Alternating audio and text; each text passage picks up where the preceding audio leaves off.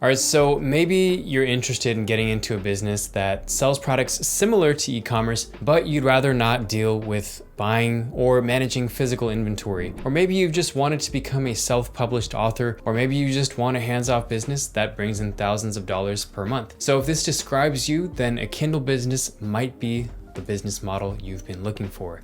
Let's get into it. So in this episode, we're gonna go over another very popular business model, which is publishing and selling books, ebooks, and audiobooks. Specifically, we're gonna go over the most popular platform to do this, which is the Amazon Kindle Direct Publishing platform, or Amazon KDP platform. So I'm gonna go over what a KDP business is, how it operates, how to build this business model, how to grow this business, some of the pros and cons and things to consider, and who might like this business model. First, let's talk about what it is. KDP stands for Kindle Direct Publishing. Created by Amazon, it's a publishing platform that allows people to publish their own books and sell them on Amazon.com. You're probably familiar with Amazon and buying products there, and you might be familiar with buying books there as well, or maybe audiobooks on Audible. People sell all types of books, from romance novels to cookbooks to children's coloring books, and these books can be purchased as ebooks so that customers can download them onto their Kindle device or their computer or mobile device, or they can be purchased as print on demand,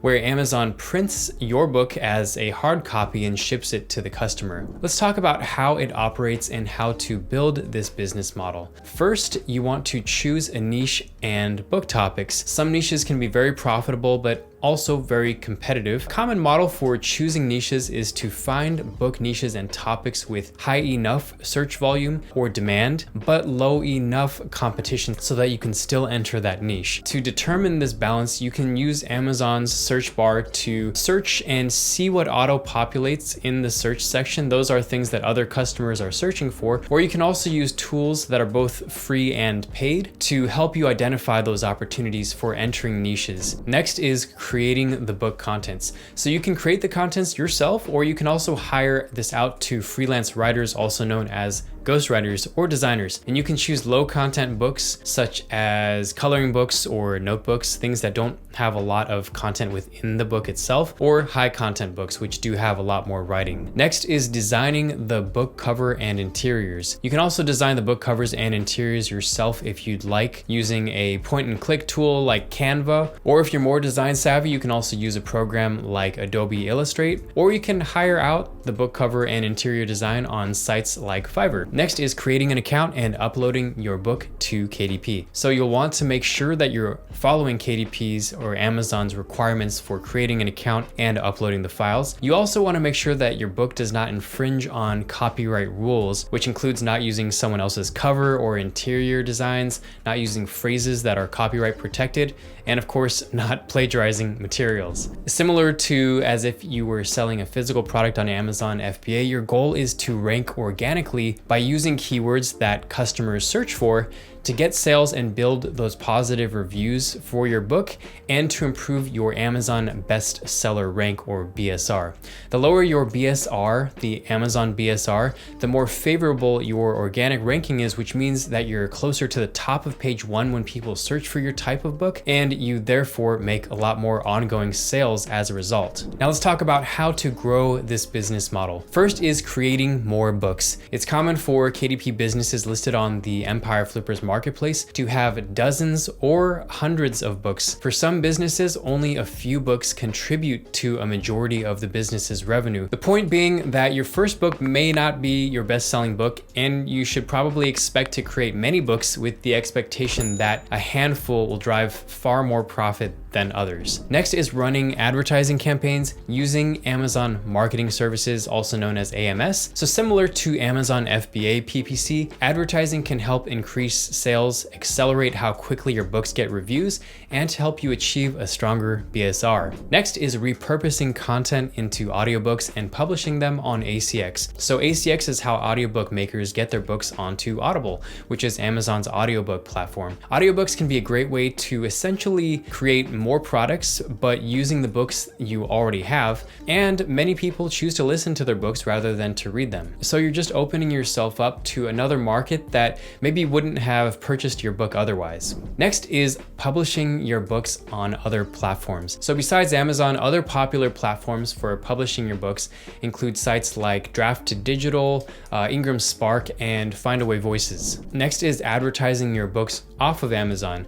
So you can do this by building a following and an email list, and this can work particularly well if you're releasing a series that you can have fans for that want to know when the next book will be released and you can communicate with continuously. You can also advertise via social media like Facebook groups or pages or other social media platforms. So let's talk about the pros and cons and the things to consider. Let's start with the pros. So the first major pro is the low upfront cost for getting started. With KDP, it's almost like you experience the benefit of making your own product, but without needing to purchase the inventory. Now you'll still be potentially paying for creating and designing the books, and you may have other expenses like advertising costs, but these costs will likely be way smaller than buying actually physical products. Next is how hands-off it can be. Especially if selling via KDP, Amazon handles a majority of the services, including the selling and the shipping of the product, so this can really become a hands-off business. Next is the business doesn't require continuous content. So unlike content sites where the Google algorithm likes to see sites that continuously post new content and then you're updating old content and ultimately staying relevant, an Amazon KDP store doesn't require you to do this since you're selling books, you're selling actual products. And of course you want to make sure that your books stay relevant. For example, if you're selling calendars, nobody's going to be purchasing out-of-date calendars, right? But I've also seen people selling their KDP businesses on the Empire Flippers platform who sell more evergreen books that remain relevant over the years. And these sellers say they haven't created books sometimes for years. Now let's get into the cons. First is the low barrier to entry. So low barrier to entry means the greater the competition, and that just means that you're going to be, for certain niches, you'll be more reliant on advertising, so you'll have to pay more for advertising in order to rank better if that's the niche that you want to get into. It also might mean that you do need to create more sophisticated books. So that could mean writing longer books or spending more time or resources to create maybe more research intensive or very specifically targeted or specialized books. Next is you're reliant on Amazon and its terms of service. And I feel like I've said this before with Amazon FBA, but similar to FBA, if you're selling a physical product or if you're even monetizing a content site through Amazon Associates, if you're selling anything on Amazon's platforms or any third party for that matter, you have to abide by Amazon's terms of service or that third party's terms of service, or your account can otherwise be terminated. Next is it can take a while to get paid. So payouts for platforms like KDP or even some other platforms, I think like Draft to Digital and maybe one of the other platforms, payouts can occur I think 2 to 3 months after the sale. So this would be terrible, right? If you were selling physical products and you had to buy inventory or pay suppliers, but it's not as bad since you have relatively low overhead costs. But just keep this in mind when you actually get paid, especially if you plan to use that revenue for growth tactics such as for ad campaigns or for